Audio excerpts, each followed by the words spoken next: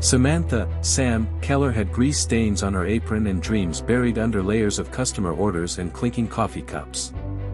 Working the graveyard shift at Lou's Diner in Nebraska wasn't where she imagined she'd end up. 5 years ago, she was a rising star in computer engineering at MIT, until life blindsided her.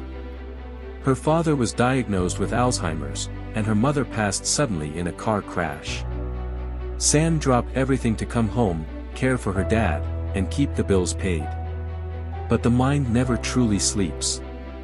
Between orders, she scribbled code on napkins, fixed locals' laptops for cash, and hacked her old tablet into a mini server, just for fun.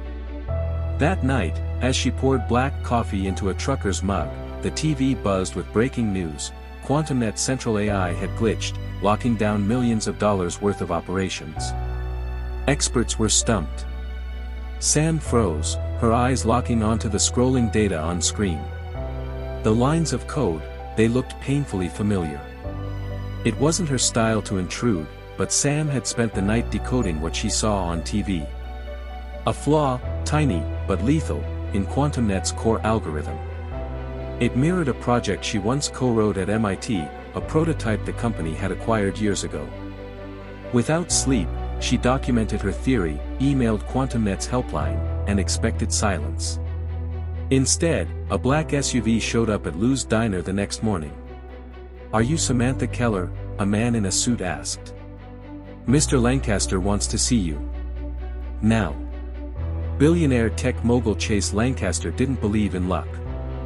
He believed in control, numbers, and people with credentials.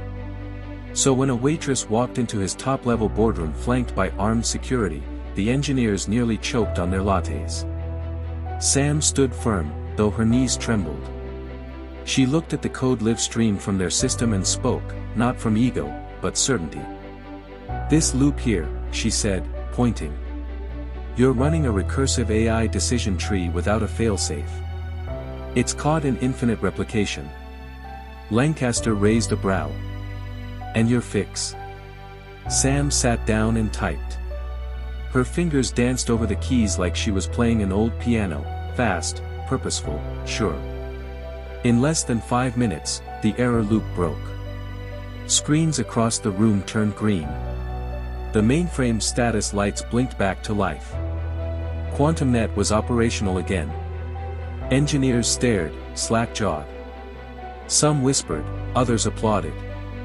Sam leaned back, heart pounding. Chase stepped closer. "You just saved a $3 million system from collapse." He extended his hand. "Where the hell have you been hiding?" Sam smiled, brushing back a strand of hair. "Serving pancakes. Fixing broken dreams on the side." A week later, headlines exploded: "Waitress saves QuantumNet, engineers stunned." Lancaster offered Sam a position that same day, lead emergency systems developer. She hesitated. Not because she didn't want it, but because home was still her dad, whose memory faded more each day.